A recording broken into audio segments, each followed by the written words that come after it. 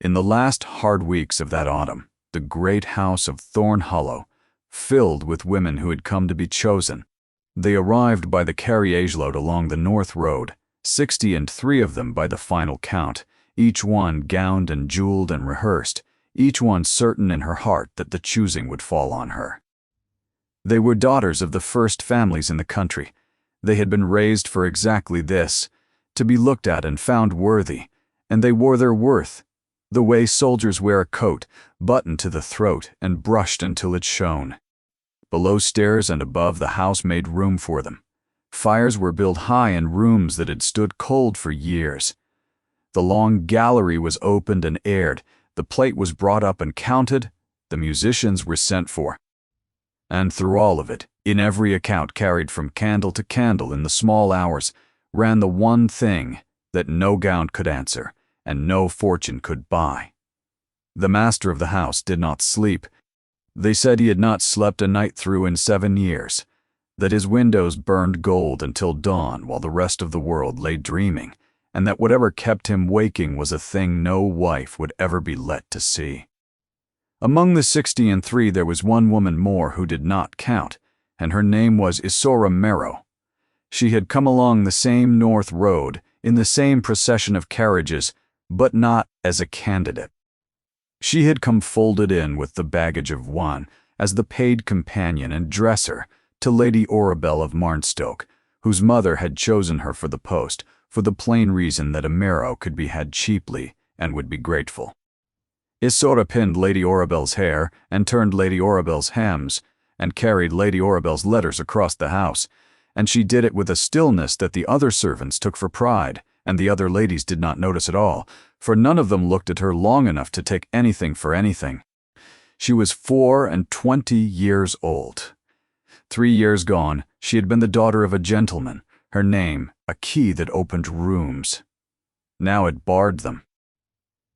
She had learned the exact instant it happened, the small alteration that crossed a face when she spoke the word Merrow aloud, the way the warmth went out of it, as though a window had been thrown open on a winter night. She had learned to give the name last of all, and quietly, and to watch what it did. She did not weep, and she did not explain herself, and when the shame of her place pressed close enough to steal her breath, she did a thing her father had taught her on the clear, cold nights of her girlhood. She named the stars.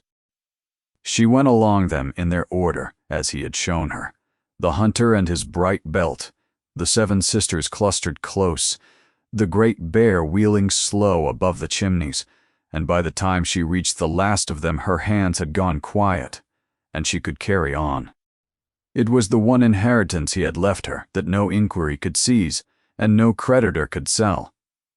The stars did not care what her name was.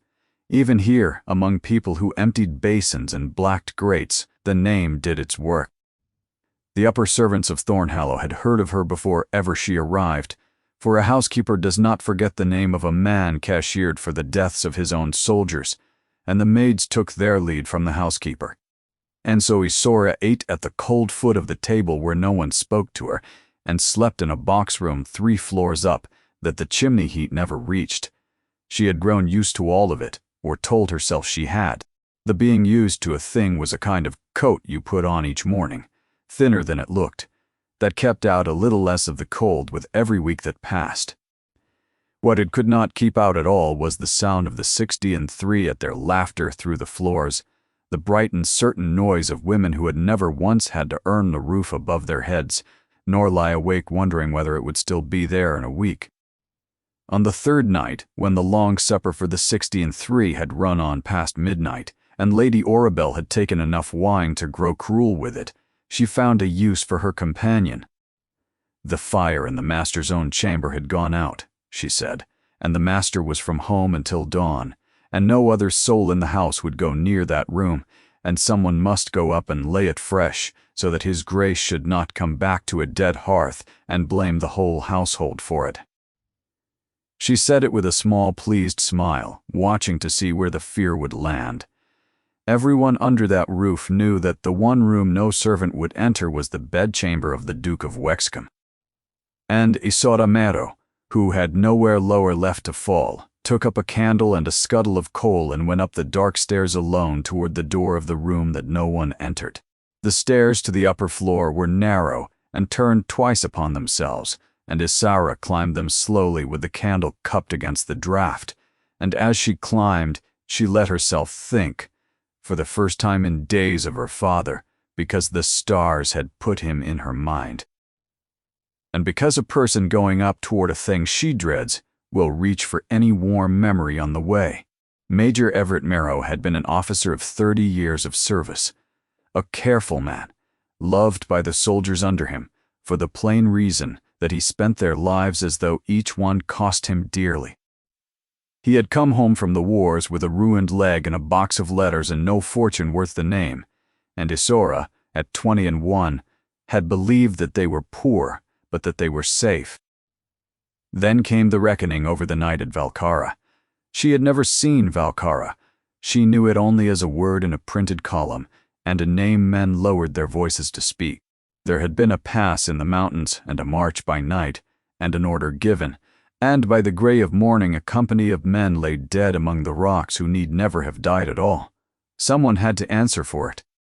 The inquiry sat through a cold spring, and when at last it rose, it had laid the whole weight of that morning upon her father. It had been his order. They said it had been his misjudgment.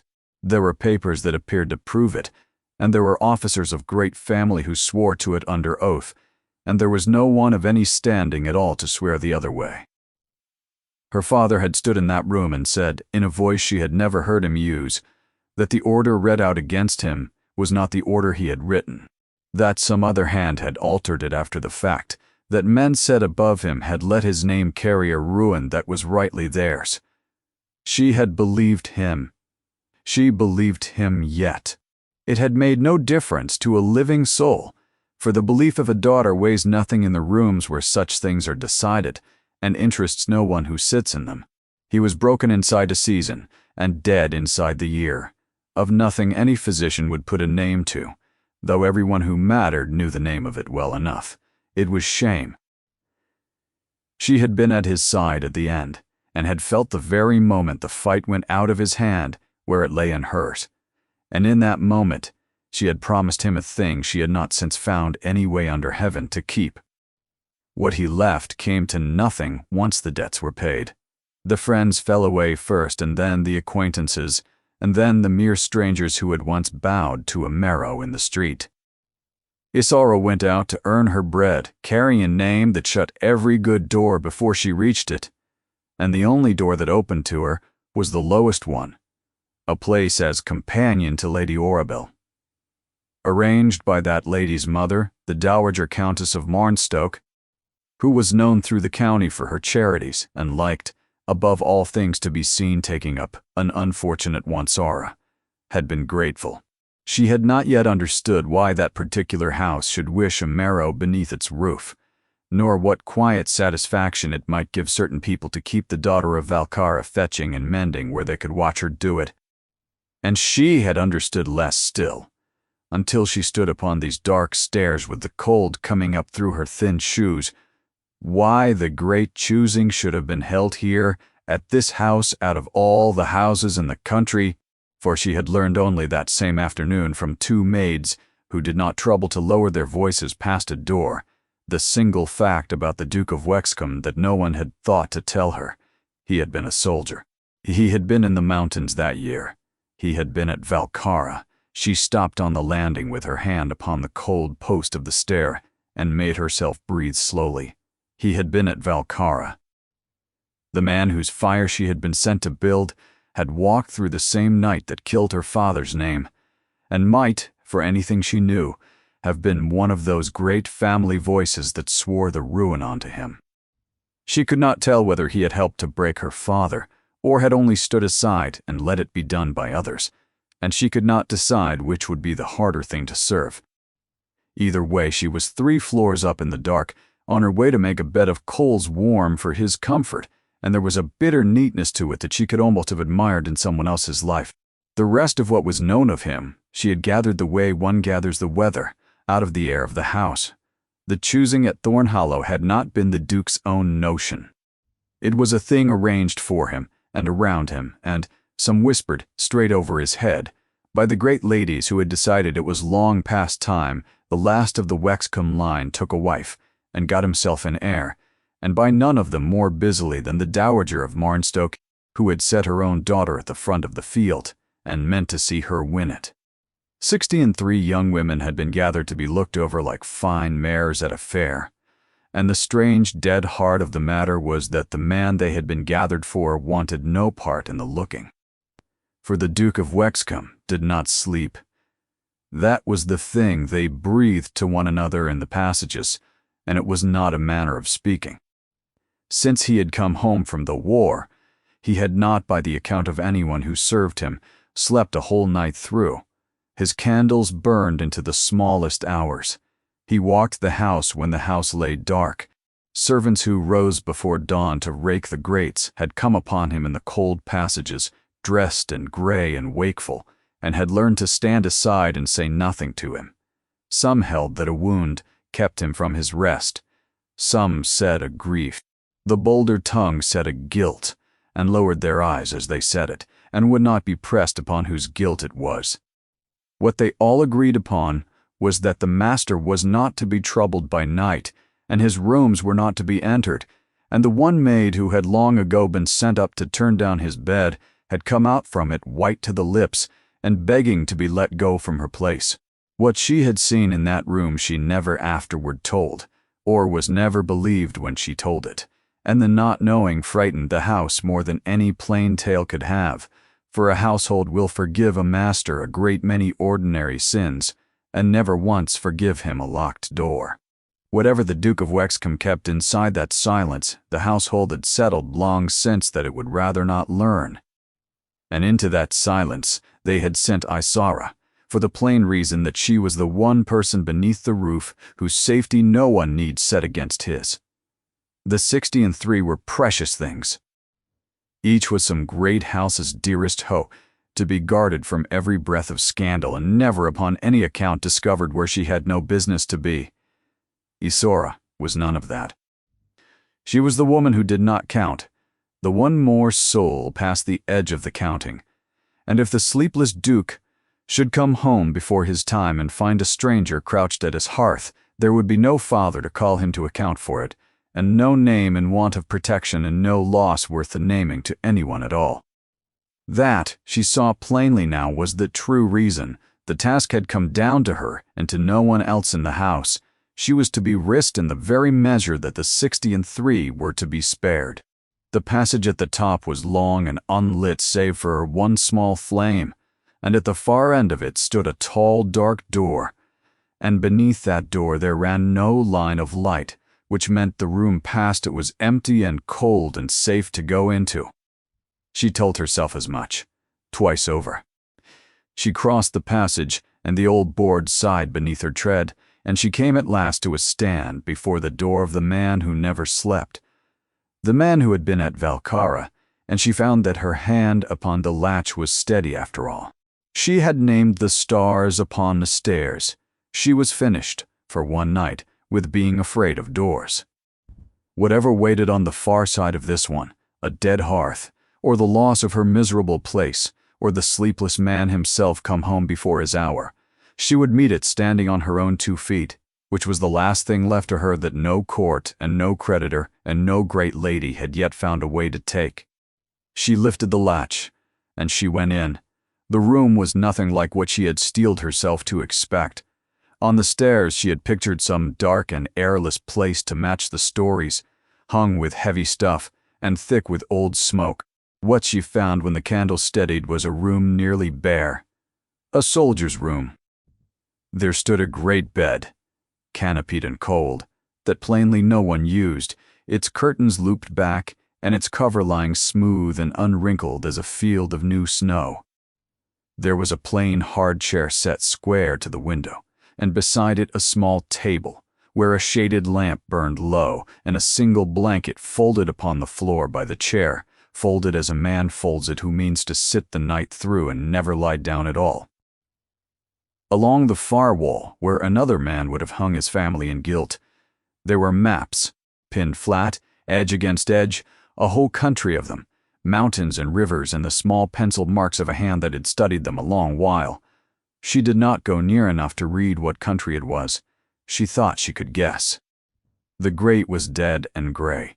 She knelt to it and did the work her hands knew without her, the laying of the coal and the coaxing of the flame, and when it caught and the first true heat came up into her face, she felt of a sudden how cold she had been for days, for weeks, for longer.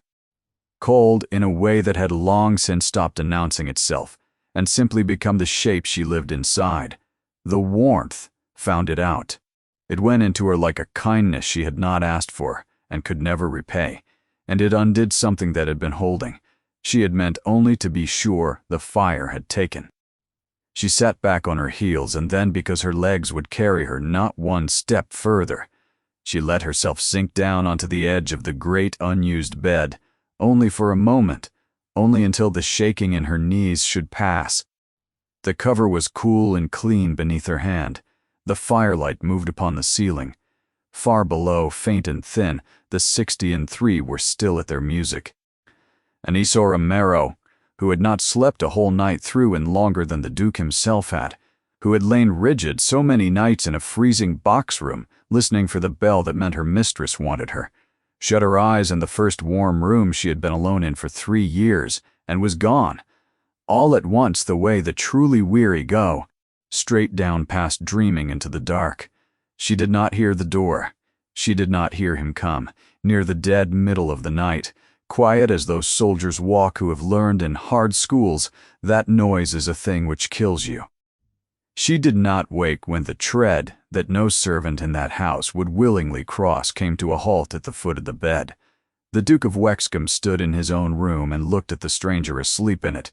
Whatever the household believed would follow upon a body being found where it had no leave to be, it did not follow. He did not wake her. He did not call for anyone. He stood a long moment, and the firelight showed a face closed and still, telling nothing, and then he came a single step nearer and looked down into the sleeping face turned up toward him, and something in him went very still, stiller than before, the stillness of a man who has come upon a thing he was in no way ready to see. He knew the face, not the woman. The face. The line of the brow and the set of the mouth belonged to another face he had seen once. Across a room he had spent 7 years trying not to remember, and had never for a day been able to forget. He did not send her away. He drew the clean, cold cover up over her shoulders, slowly, so as not to stir her the way a man handles a thing he is afraid of breaking. Then he took his hard chair by the window and its shaded lamp, and he sat, as he sat every night of his life, and he kept his watch. Only tonight the watch was not over an empty room and the maps of a place where men had died. Tonight the sleepless man sat in the dark and watched over the sleep of the one soul in England, with the best of all reasons to hate him, and did not sleep and did not wake her. And in the morning she would rise warm and unruined and never know whose hand had covered her, nor whose eyes had held the dark off her until the light came. She woke to gray light and the ash of a dead fire and the slow, spreading horror of not knowing where she was. Then she knew, and the horror came to a point. She was in the master's bed. She was in the master's bed in the broad light of morning, with a coverlet drawn up over her that she had no memory at all of drawing, and the hard chair by the window stood empty, and the folded blanket was gone, and there was no way under heaven to know how long he had been there, or whether he had been there at all. She was on her feet before the thought was finished, smoothing the cover flat with hands that would not hold steady, listening for the house. This was the end of her. A companion discovered asleep in the Duke of Wexcombe's own bed would be put out of doors by noon without a character, and a Marrow put out without a character had exactly one road left open to her, and it did not bear the looking at. She braced for the knock, the cold voice, the small box packed and carried down. The knock, when it came, was not cold. It was Mrs. Quillen, the housekeeper, a broad woman with a worried, kind face, who had not given Isaura one soft word in 3 days, and now stood in the passage twisting her apron and would not quite meet her eye. Isaura was wanted, she said, not by Lady Orabel. By her ladyship, by the old one.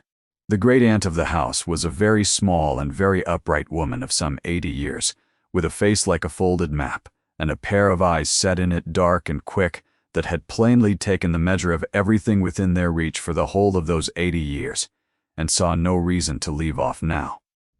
She had come to Thornhallow, as Isora would learn, to sit at the head of the choosing and lend it the weight of her name, a duty she discharged with open and magnificent contempt. She was called Lady Adeline, and she did not stop talking. From the first instant Isara was brought in, she kept up a bright, unbroken stream of it, of the cold and the coming of the choosing, and the general foolishness of every person in the house named over one by one, and it took Isara some little while standing frightened upon the carpet and waiting for the blow to land, before she came to see that all this talking was a mercy. The old woman had seen the fear on her and was covering it over, giving her a space of plain noise to stand inside and gather herself, asking nothing whatever of her, but that she leave off shaking. When at last the shaking eased, Lady Adeline stopped and turned the quick, dark eyes full upon Isora's face, and said the thing she had brought her there to say. "You are wondering why you were not turned out this morning," she said. "So am I. My great-nephew left an order last night that you are not to be troubled, and my great-nephew does not leave orders about companions, nor about much else that can be left to other people, which is very nearly everything.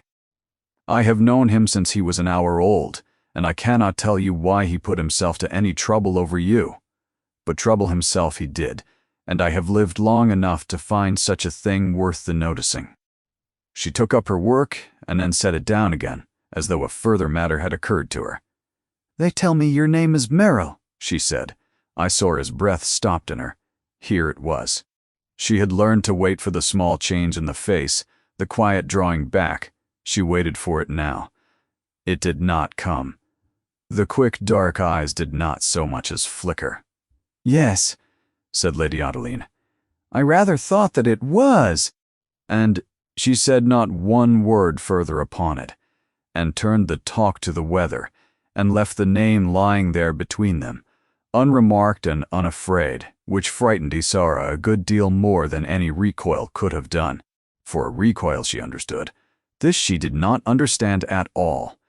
After that night she found that she could not sleep either, though for a reason all her own. She would lie in the freezing box room under the roof, and stare up into the dark, and turn it over and over without cease. The covered coverlet, the empty chair, the order that she was not to be troubled, and sleep would no more come to her than it seemed it had come in 7 years to him. So, at last, she began to walk. It was that, or lie still, and go mad with the wondering, and a house as great as Thornhallow is never wholly without warmth if a body knows where the kitchen embers are banked for the night. She went softly, in her stocking feet with her candle shaded in her hand, down through the sleeping house in its smallest hours, and she learned soon enough that she was not alone in it. There were 2 wakeful souls under that roof after midnight, and she was the lesser of them. She came upon him on the 3rd such night, in the long gallery where the choosing was to be held, standing at the black window with a single lamp at his side and his back to the room. She stopped dead in the doorway. There was no drawing back that he would not have heard. So she stood, her heart striking hard, and waited to be sent off, or worse. He turned, and for the first time Isora Marrow saw the Duke of Wexcombe full in the face and by lamplight, and understood why a maid had once begged to give up her place sooner than go near him. He was no monster. That was very nearly the worst of it.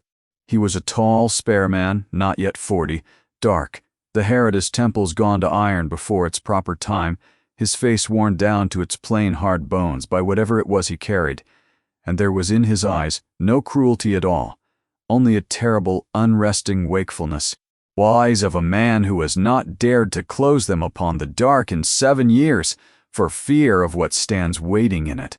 He looked at her out of that wakefulness with an attention so complete that she felt herself seen the way a sentry sees, wholly and in a single instant, and without one grain of softness, every particular of her marked and weighed and granted no more and no less than the bare truth of it. He did not speak. She had heard he was a hard man and a silent one, and she waited for the cold word that would send her from the room. It did not come. His gaze held on her a breath longer, and then, as though it were the most ordinary thing in the world that the master of the house should find a disgraced companion adrift in his gallery in the dead of the night, he turned back to his window and left her to go, or to stay as she chose. He did not, she came to understand, mind that she was awake.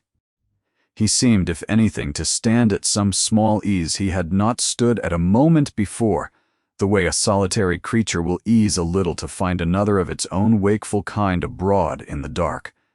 She ought to have fled. She stayed.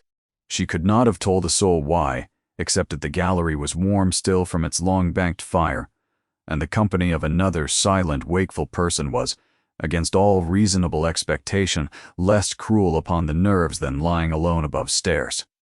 She sat down at the far end of the long room, a proper distance off, and the two of them kept the dead middle of the night together, the sleepless Duke and the sleepless companion, and not one word passed between them, and it was not uncomfortable, a thing she turned over a long while afterward and could not account for. In the morning there was something on the sill outside her door, a small thing easily missed.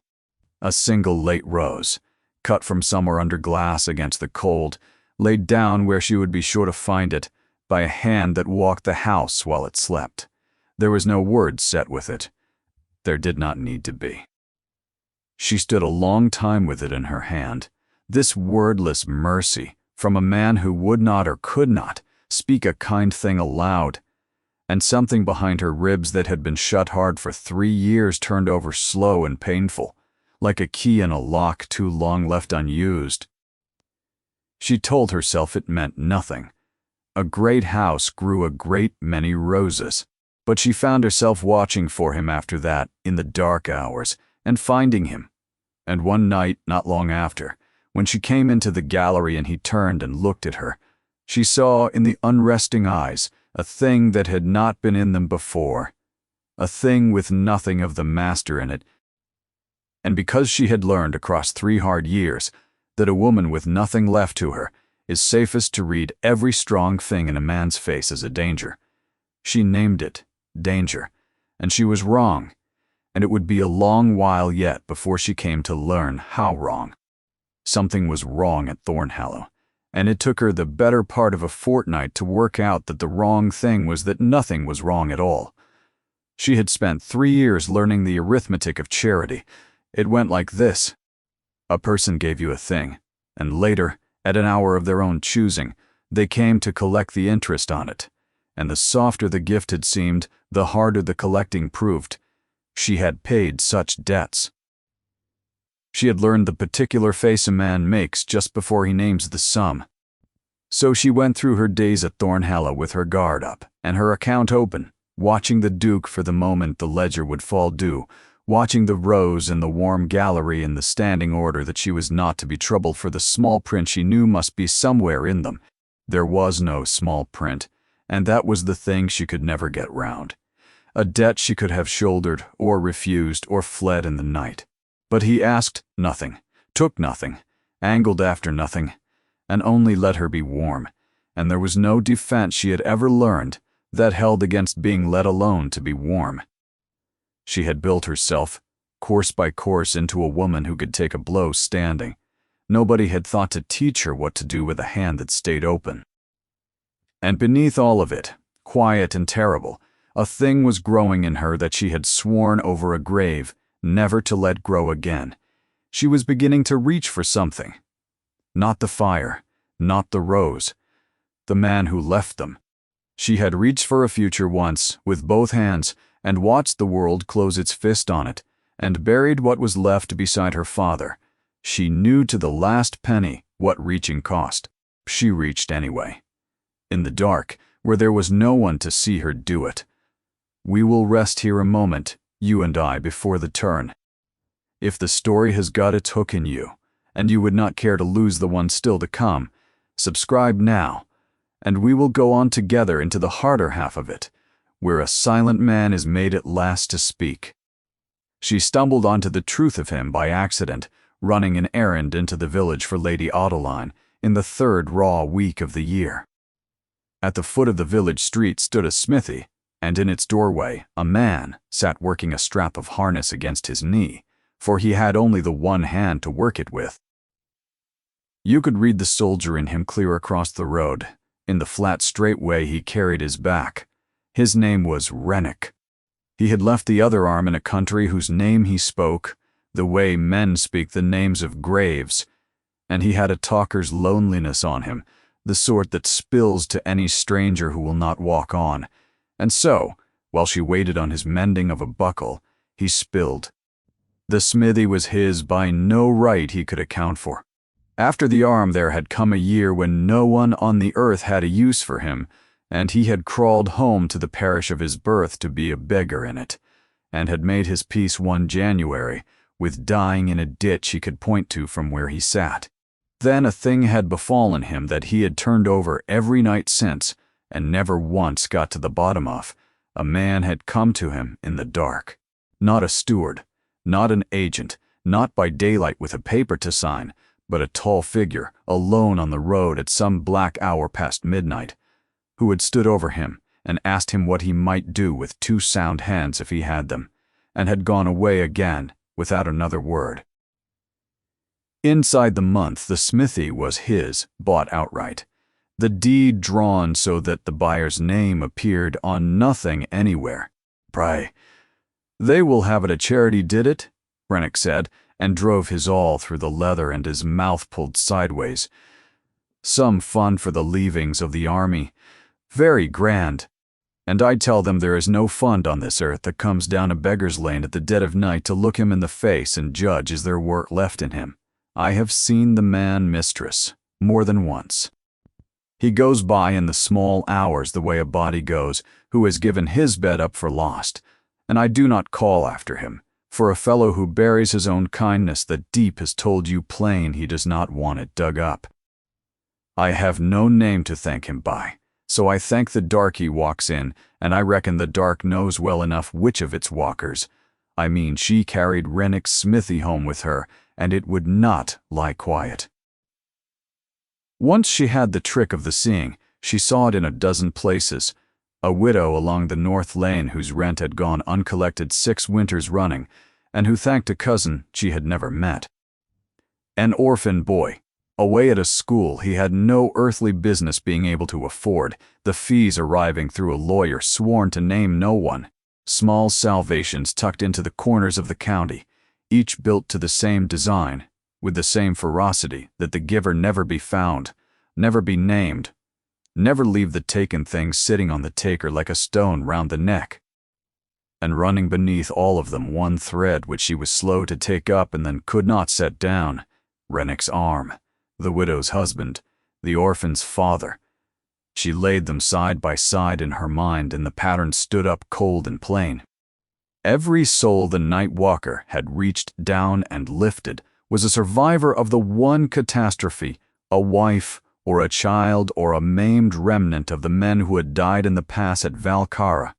The very dead, she thought, standing stock still in the frozen lane, whose dying had been laid at her father's door.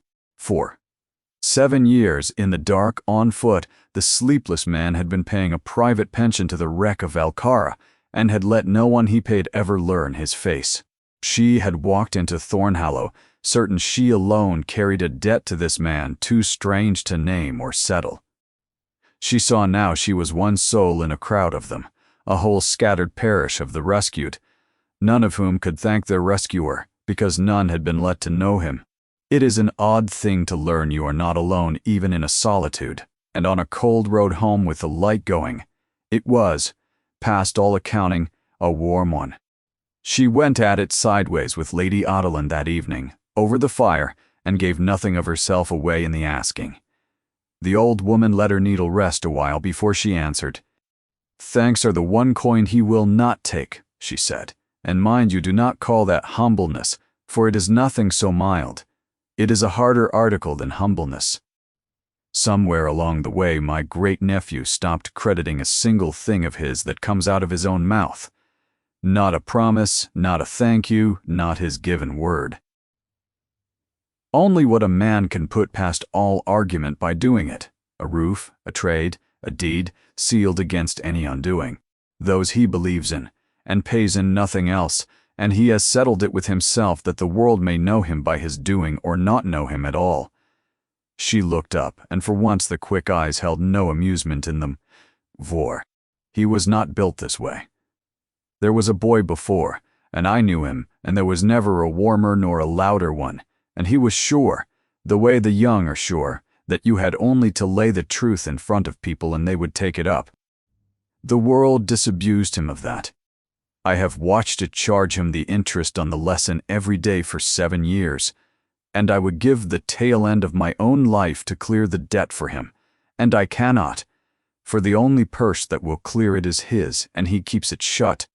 I saw her carried that up the stairs and lay awake beneath it, which was where she did the most of her thinking now. A man who fed the orphans of Valcara in the dark for 7 years. A man who had been in the pass, young, and had come home from it unable to sleep or to speak.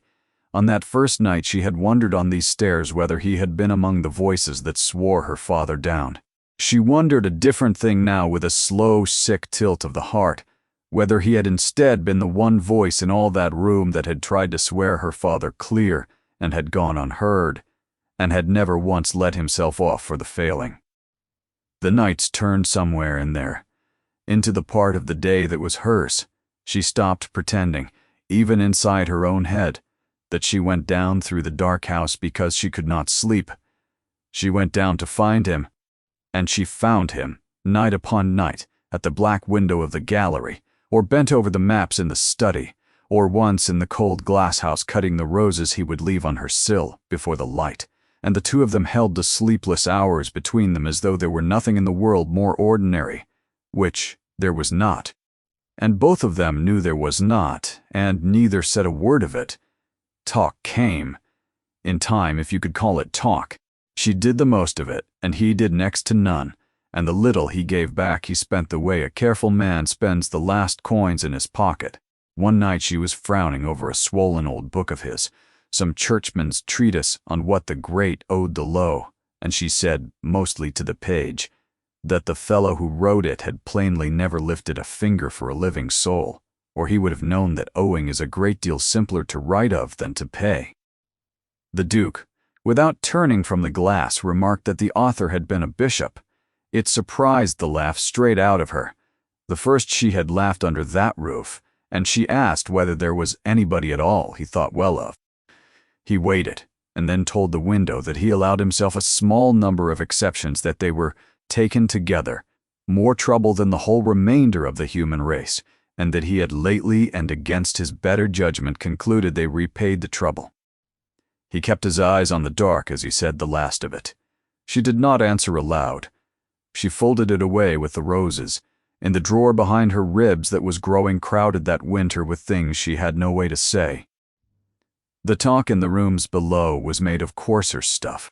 The choosing wore on with no end in sight, and 63 idle women honed themselves on one another, and idleness turned to spite the way milk turns, and the readiest thing to go sour on was always the master who would not choose. Isaura, invisible along the wall with her mistress's shawl over her arm, took in every word of it. The Duke was mad, they decided, and screened by a proud family. A man who would not sleep was being kept from it by his sins. A man who would not talk had a thing in him too foul to let out. It was Lady Orabelle's own mother who laid the last stone one gray afternoon across the teacups. The Dowager Countess of Marnstoke was a handsome, unhurried woman close to 50, with a smile that never once warmed and a courtesy so smooth that you had gone some way into the talk with her before you felt where it had opened you. She said, with the gentlest lift of regret, that whatever ailed poor Wexcombe, one really could not help remarking that a man goes silent chiefly when he has a great many things he had better not say. The room murmured that it was so. Isaura set the shawl down. She had not decided to speak. The words were simply out of her. "You have it backward, madam." The room went rigid at the discovery that the companion owned a tongue. I have lived in this house since the first of the cold. In that time I have watched a one-armed soldier set up in a trade so that he need not hold out his hat, a widow left in quiet in a cottage she thinks some cousin pays for, a fatherless boy sent to his school past any hope he was born to, and not one of these done in daylight, where a man might be praised for it, but each of them in the dark, and each arranged with a care very near to fury that the hand behind it should never once be seen. A man with a foul thing to hide does not spend his nights so. A man does that who has judged that saying a good thing is cheap and doing it is dear, and has chosen to be out of pocket sooner than out of conscience. I should be glad to meet more men so afflicted, madam. I meet a great many more who sigh over the tea. You could have heard a pin find the floor. The dowager's smile did not falter by the breadth of a hair, and the not faltering was the whole of her answer. And Isora, her pulse loud in her own ears, knew two things in the same breath: that she had been unpardonably rude to the first lady of the house, and that all of it was true, and she would repeat it word for word tomorrow. She had stood up for the silent man exactly the way, 7 years gone, someone ought to have stood in a colder room and spoken for her father, and had not. Word of it reached him. Everything reached him at Thornhallow. There was no rose on her sill that dawn. There was in its place a thing he had never sent before and would send only the once. A plain card in the spare upright hand, 3 words upon it and nothing more. I thank you. She put it in the drawer with the roses and the rest of what she could not say. None of it had been in his plan, and he knew it, keeping the night at his black window with the card, already gone from his desk. The plan had been clean, and he had held to it 7 years the way he held to everything, by the doing and not the saying. Find the daughter of the man he had left to drown, bring her in out of the weather. Feed her and warm her and guard her, and discharge in the one currency he still trusted the debt he could not pay in speech.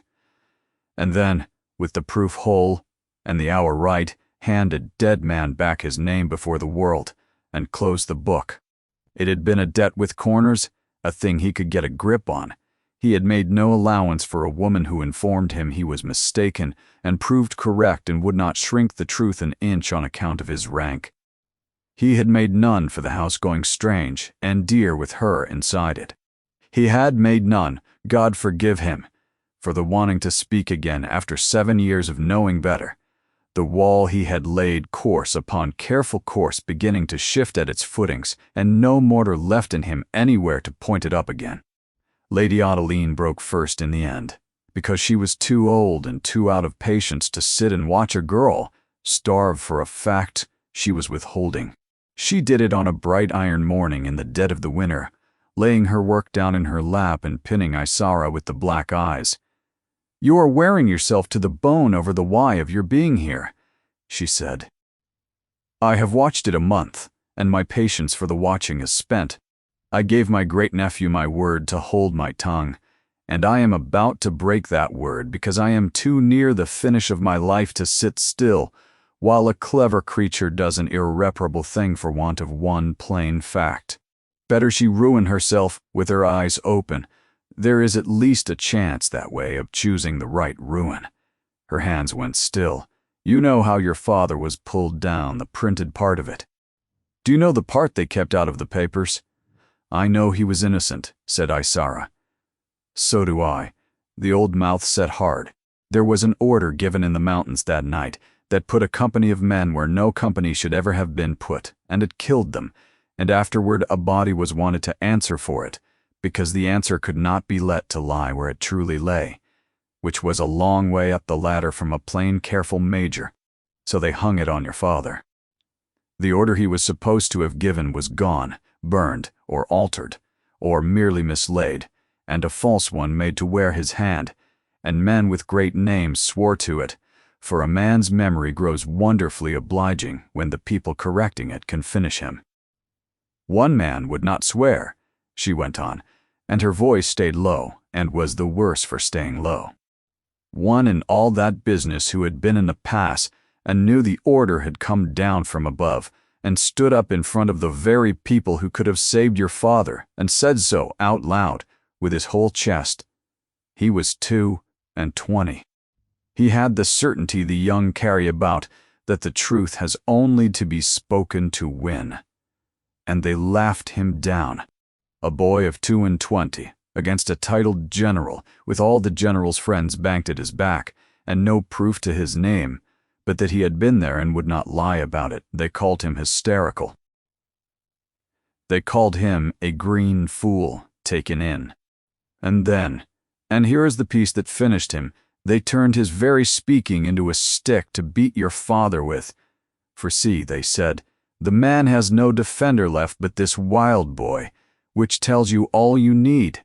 He opened his mouth to lift your father up, and the opening of it helped to press your father under. That is what has stood between my great-nephew and his sleep, and between him and his own voice 7 years now.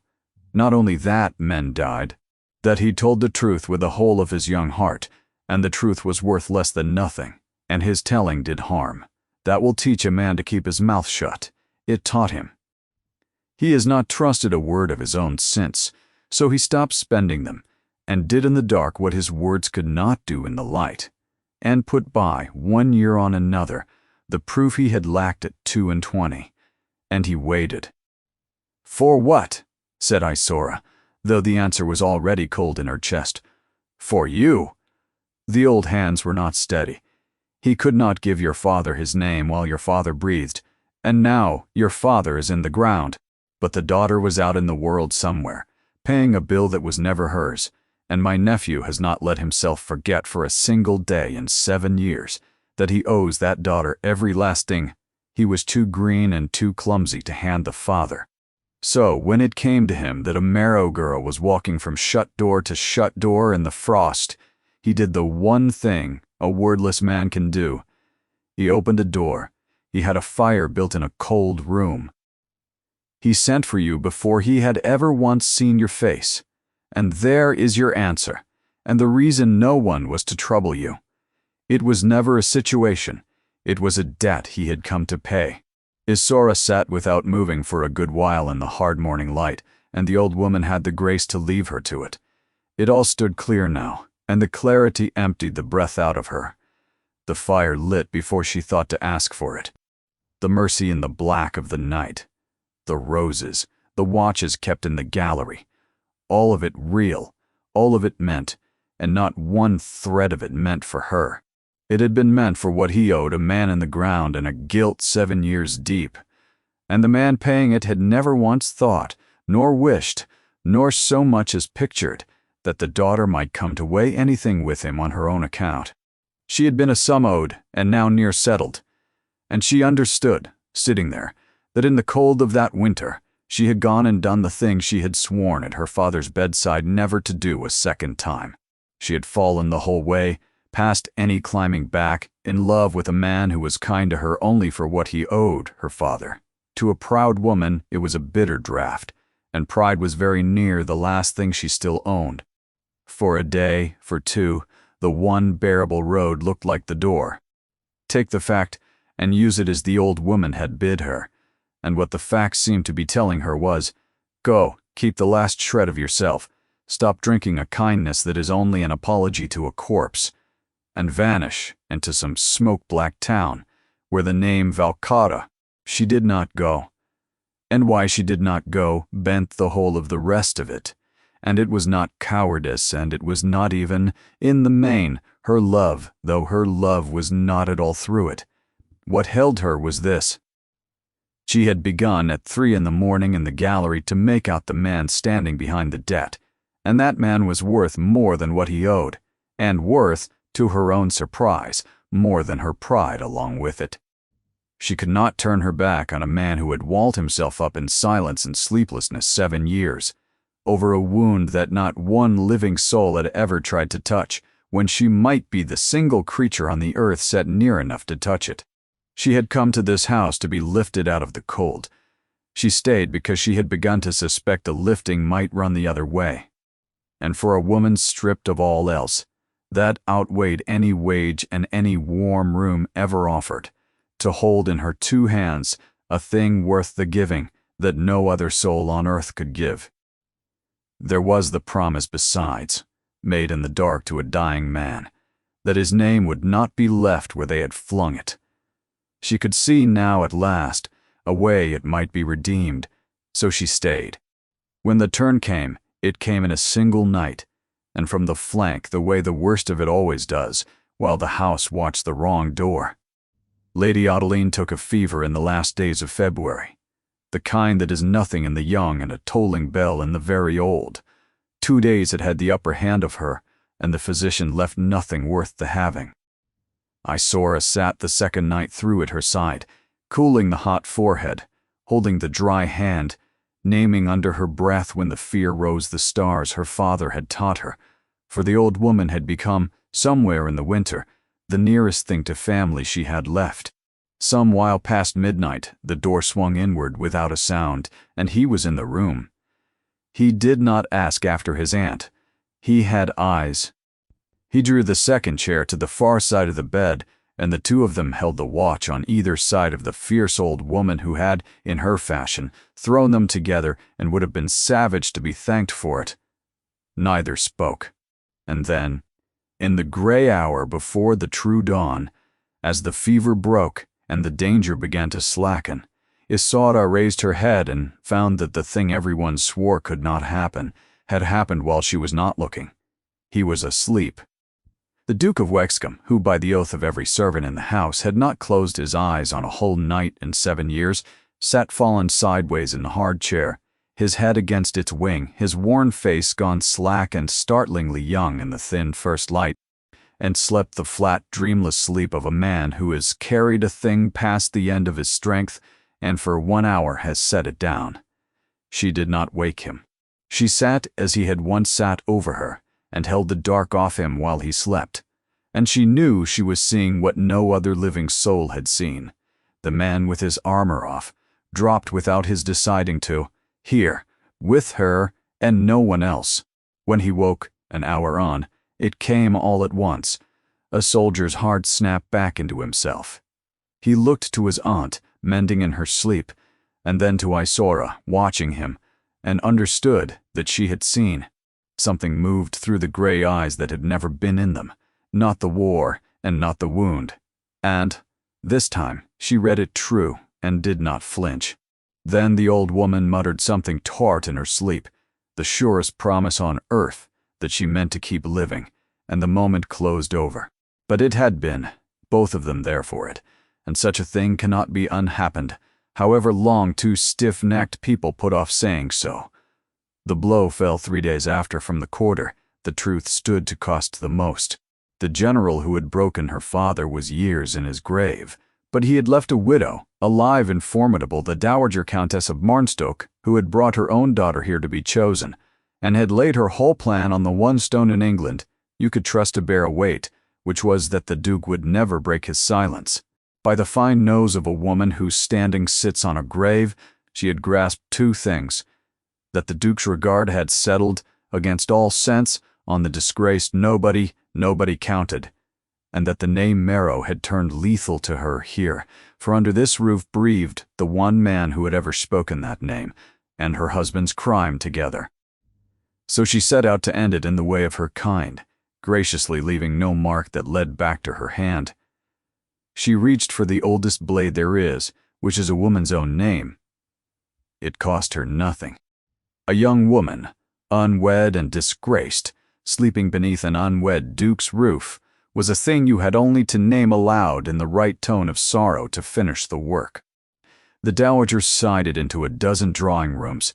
How sad, how irregular past, excusing that the Marrow girl should have thrown off the last rag of her name, to live so freely with a man of whom one heard such peculiar things.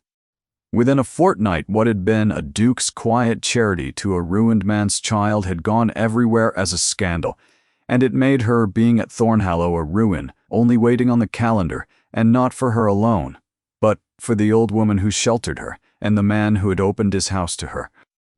She learned the size of it in one afternoon.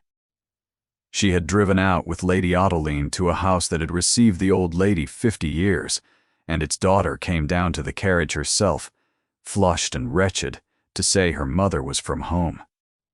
Lady Adeline, near 80 and never in her life refused a threshold, rode home rigid, and only past their own gate said, in a voice shaking with a fury, Isora had never heard from her, that they would bar a door to her at her age over a lie sooner than bar one to Sibylla Marnstoke. But under the fury was hurt, and Isora heard it, and knew it, for her own making, and knew the one clean course left was the thing she had turned from a month ago to leave. She went to him that night, to the study with its maps and its single candle, and he looked up, and something moved in the still face when he saw her and was put down. She said it plainly, plainness being the one offering he set store by. You have to let me go. Your aunt was turned from a door today, at her age, after 50 years on account of me. That woman means the finish of all three of us, and nothing will keep her from it, for a lie in the proper mouth admits of no answer. I know now why you sent for me. Your aunt told me all of it, Valcara, and what you tried to do, and what the trying took from you. This was never a place of work. It was a debt, Your Grace, and you have paid it 10 times over. Nothing more is owing to my father, and to me, nothing was ever owing at all. Let me go, and the talk will follow me out the gate, and your aunt will have her doors again, and you, your peace. It is the last good I can do the three of you, and I beg you to permit it. The silence that came was not one of their old ones. She watched his hand move, out of habit, toward the pen, to write his answer as he wrote every answer, and then check, and look down at it, and draw back empty. He came round the desk and stood close so that she had to tip her face to his, and in the gray eyes was the whole wound the old woman had named, and beside it the newer thing that had no part in any old reckoning. And Wexcombe, who had not strung a dozen words together in company in 7 years, opened his mouth and spent on her the thing he had kept from all the world. No, low, and cracked with disuse, plainly wrung out of him. It was the most astonishing sound that had ever reached her. No again and steadier, you are not going. I let you believe it a debt because a debt I knew how to carry in silence. It stopped being a debt the night you told me I had misread a book, and had the right of it, and would not blunt it a hair from my rank, and I said nothing, because I no longer trusted a word out of me to be true, or safe, or worth the danger of the saying. That was a coward's trick, and I have finished with cowardice. His breath went unsteady. Sibylla Marnstoke will not have you. I will not allow it, and the way I mean to stop it is the very way I have denied myself 7 years. You have taught me this winter that to speak a truth and watch it wound is not the worst that can come to a man. The worst is to keep a truth that could mend, swallow it, and call the cowardice good sense. It was only ever fear, and you have burned it out of me. The corner of the hard mouth moved, the barest ghost of a thing she had never caught there. Go to bed, Isora, trust me, and say no more about going. For the first time in 7 years, I know just what wants saying, and where, and I mean to say it loud enough that every last one of them hears it. The choosing was to be closed, as these things are, at one great gathering, thrown in the long gallery of Thornhallow on the final night of that hard winter. The whole county come to see which of the 63 the silent Duke would at last lift over all the rest. They came, every one who counted for 30 miles in any direction, and they came alight with the tale of the Merrow girl and the sleepless Duke, and the Dowager Countess of Marnstoke came riding the very crest of her power, sure past any doubt that the night was already hers. The girl was disgraced twice over. The old aunt had been shut out of doors across half the county. And the Duke, the mute Duke, was no more able to rise and shield the two of them than he had been able in his whole life to shield anything. For it was common knowledge that he did not speak, that he could not, that whatever the rights of the matter he would stand at the edge of his own gallery, as he stood at the edge of every room, and say nothing, and let the current carry the girl out past the point of return. Upon the certainty of that silence, The dowager had built her whole house, and she came into the gathering and set her foot on it as on bedrock. Isora had not wanted to come. He had asked her, not on paper but aloud, in the rough, half-mended voice against which she found she had no refusal left in her, and so she came, on Lady Audeline's arm, into the long, bright room packed with the very people who had shut every door in the Shire against her. She kept her spine straight. She named her stars under her breath at the threshold, and stepped in on the last of them. 100 people cut her at a single stroke, the shoulders coming round, a cold clearing opening about her the way a crowd draws back from a thing it fears is catching, and she stood in it and bore it, having borne it before, her eyes set on the far black window. Beside her, Lady Adeline bore it too, upright and furious, and 80, and down the glittering length of the room the dowager wore her cool, unhurried smile, and watched the clearing widen and was well content. And then the Duke of Wexcombe walked out into the middle of the room. For a moment, no one understood the thing before them. They saw the silent master, whom half the room had forgotten was even present, leave the wall where he always stood and cross the whole length of the gallery, and the crowd opened for him from long habit, and they took it he was going out, or going to some low word with his aunt. Instead, he came to the cold clearing where Isora stood by herself and stepped into it, on purpose, and put himself at her side, so that the empty ring of floor now held a duke, and every soul who had helped to make that ring felt, all at once, the cost of it. Then he turned his face to the room, and did the thing not one person in that county had watched him do in 7 years. He spoke to them, all of them, aloud, and his voice came rough on the first words and firmed as it went, and carried the length of the bright room, and the noise died out of the place the way a room goes still when a shot is heard somewhere in the house. For 7 years you have asked yourselves why I keep silent, he said. You have named it pride, or madness, or worse things. I will not say back to you, and I have let you, since it never seemed to me my speaking would be worth the trouble of setting you right. I was wrong. There is a thing worth 7 years of silence to say, and it belongs, set here, in a room the twin of the one where the wrong was done, in front of the very sort that did it. He looked once at Isora, and then back out at them. 7 years ago, a company of men was sent to die in a mountain pass called Valcara, by an order that should never have left a man's hand. A soldier was destroyed to carry that death. His name was Marrow. He had given the army 30 honest years, and he did not give that order, and he did not earn 1 word of what killed him. I know it because I stood in the pass. I was 22. I stood up afterward in a room, the twin of this one, and said what I had seen. And you laughed. Some of you here tonight were in that laughter. You called me a green fool, and you took my speaking and threw it at an innocent man for another stone, and I watched him go under a truth my own clumsy telling had only weighted the further against him.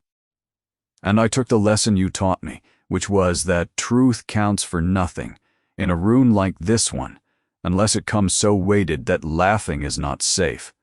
So I stopped my mouth, and for 7 years in the dark, I made the weight. He brought a thin packet out from inside his coat and held it up for the room to see, and no one in it breathed. The order that sent those men into the pass, he said, was never Major Marrow's. Here is the true one in the hand of the man who gave it. Here is the letter in which that same man paid to have it copied over into Marrow's hand. And here is the sworn account of the clerk who did the copying, who has carried it these 7 years and will carry it now into a court of law. The man who killed those soldiers with a pen, and killed an honest major to bury the pen, and then died in his own bed, mourned and titled and heavy with honors, was the late Earl of Marnstoke. A sound went over the room like wind through standing corn, and he let it pass. I have had the proof of it 2 years. I held it back. The man was in his grave, and I do not make war on the dead, and his victim's daughter was quiet and out of his reach, and I judged that opening the whole grave again would cost her more than it bought her. I was wrong in that, as I was wrong to be silent at all. This winter has taught me that a truth swallowed out of fear saves no one. It only leaves the field to the lie. There is a kind of stillness worse than any din, and it came down over the long bright gallery now. And alone in the center of it the Dowager Countess of Marnstoke stood with the cool smile gone at last off her mouth. The whole room turned to her, slowly, altogether. Her entire life stood upon a dead man's honor, and a thing safely under the ground, and here was the thing dragged up into the candlelight in a duke's raised hand before every soul that mattered, and there was no gracious sorrow that could paper over it, no cold shoulder that could push it aside. In that moment she looked like nothing. She had spent 30 years appearing to be only like a frightened woman who had guarded a grave the better part of her life and had just watched a stranger open it. She said nothing. There was no word anywhere that would have answered. She gathered the little that remained to her and walked out alone, the crowd splitting to give her the road. And in the weeks that came after her, the doors of the county swung shut against her one at a time, the same slow shutting she had set moving against Isora, only turned round now and aimed at herself. And there was no gladness in it that Isora could find anywhere in her. Only the tired rightness of a thing long buried let up into the air at last. The Duke turned from the emptying room to the woman at his side, in the clearing that was no longer cold because he was standing in it, and spoke again to her now, though the whole hushed gallery heard him do it. "They brought 63 women into this house for me to weigh," he said, "and I could not make myself look at one of them, because I had already chosen, without leave and without sense and with no notion on earth of what I was doing, the one who was never once on the list. You did not come to be chosen, you did not wait below with the others to be looked over. You came up to lay a fire in a cold room, and you fell asleep in the one bed in this house I have never once been able to sleep in, and I came home in the dark and found what I had not known I was looking for, asleep, in the last place a soul would have set her. I made my choice that night. I am only now saying it aloud, where the whole of them can hear. And Isora Marrow, who had come into Thornhollow as the single woman in it who did not count, stood in a long gallery with the whole county's eyes upon her, and her father's innocence folded in a packet in the Duke's hand, and of all the things she might have felt, as every door in the shire began to swing open toward her once more.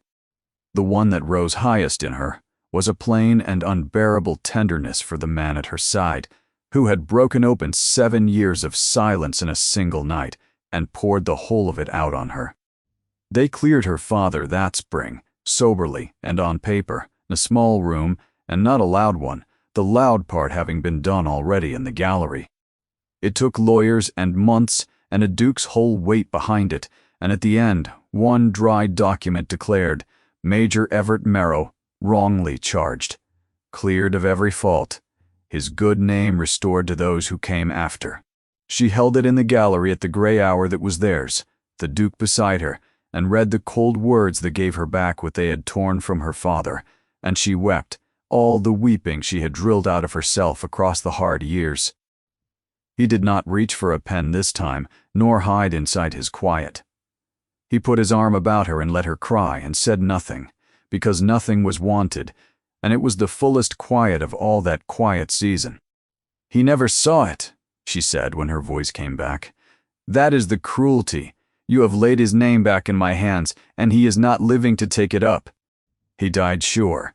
He had failed, his careful life come to nothing, his girl saddled with a poisoned name and nobody at all. I promised him at the last, his hand going cold in mine, that I would not leave his name in the dirt they threw it in. For 3 years, I could no more keep that promise than reach up and take a star down from the sky. You have kept it for me." Then he told her the thing. He had told no one in 7 years. The thing under all the rest. "Hear the whole of it before you thank me," he said low. "I did not only fail your father after I had a hand in the thing itself." That night in the pass, I was a young officer carrying orders down the line, and the order that sent those men in came through my hands. I read it, saw a lawful seal, and passed it on, thinking no more of it than any boy would who trusts the men set over him. I carried the order that killed them. I did not know it was forged. 10,000 nights I have told myself I could not have known, and it has never once bought me an hour of sleep. That is why, come home, I could not lie down and close my eyes in the dark, for the dark is where they are. So do not thank me. I cleared your father because I had a hand in his blackening, and it was the one weight of that night still in my power to lift. I, Sora, who had spent a winter certain she was the one wounded thing in the house, understood at last that she had been kept and guarded all along by a man whose hurt dwarfed her own, and handed, unplanned, the one thing she thought buried with her father, worth giving and beyond any other hand. She took his hard face between her hands. The first time that winter she had touched him at all. Then neither of us is owed thanks, she said. You could not have known. A boy who trusts his own commander's seal has done no wrong, and I will tell you so every night of your life, until you have heard it enough times to sleep on it. You carried their order. You did not write it. And for 7 years you have carried their people on your back in the dark where no one could reach you to thank you. It is enough. Put it down. He asked her in the gray light of the gallery where the season had begun, and set no pen to paper, for he had finished where she was concerned with the written word. He said it aloud, still rough, for a voice 7 years unused does not come all the way home in a season, and she wanted it no other way, the roughness being the measure of the cost, and so of her worth to him. They have handed you back the whole of it, he said. Your own name, your father's, your place among these people. You are free and need nothing from me. I saw to that at the outset, before letting myself come to the rest, for I will not be taken out of gratitude, nor for want of any other door. So the asking can come clean, which it never could in the depth of the cold. He stopped, and the cost of it stood plain in his face. 7 years I have lived shut inside a silence of my own making, and never called it lonely, until you walked into it, and I felt the shape of what had been missing. Not to wait on my aunt, not to see out a debt, not because the world has left you nowhere else, for it has not now. Stay, because it is what you want, and nothing besides. Marry me and undo my silence, for you are the one creature alive I can spend words on without counting them, and teach me, if it can be taught, how to sleep. She was crying and laughing at once. Yes, she said. Yes, Torin. It was the first time she had spoken his name, and it shifted the air between them. I kept every rose all that winter, before I would let myself see what they were. Some part of me knew long before the rest of me would own it. She reached up and touched the iron at his temple. I will teach you to talk, though I have grown fond of your silences, and mean to keep a few, and I will teach you to sleep, me. I have done it once already, and proved very good at holding the dark off you. I mean to get better. They married at Thornhallow when the summer came, quietly, a crowd being the last thing either of them wanted. Lady Adeline sat in the front pew with the air of a woman inspecting her own good work, and swore to the end of her days the match had been hers to arrange, which was not in fairness altogether false. The doors that had closed on the bride swung wide again, their owners pardoned after a fashion, and she cared little either way, having learned what such doors were worth. She married in a plain good gown with nothing borrowed, and carried up the aisle the one thing on her worth more than any jewel, her father's name, come clean and home at last. And through all the good years after, they kept one habit nobody outside the story could make sense of. On the gallery wall, framed among the war maps he would never take down, the Duchess hung a single dried and flattened rose, the first of the wordless gifts a sleepless man had left on the sill of a woman he owed everything and could not speak to.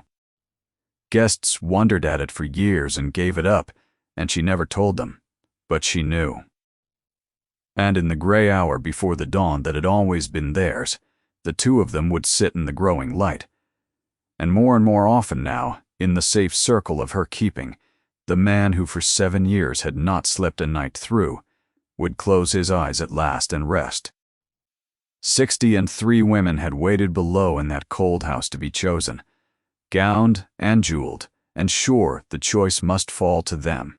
It fell instead on the one who never waited to be chosen at all, who had climbed past every one of them in the dark with a candle and a scuttle of coal, lit a fire she was owed nothing for, and lain down worn to nothing in the one bed in England where haunted man had never once closed his eyes, and taught him, without waking, without trying, without ever knowing she did it, how to sleep.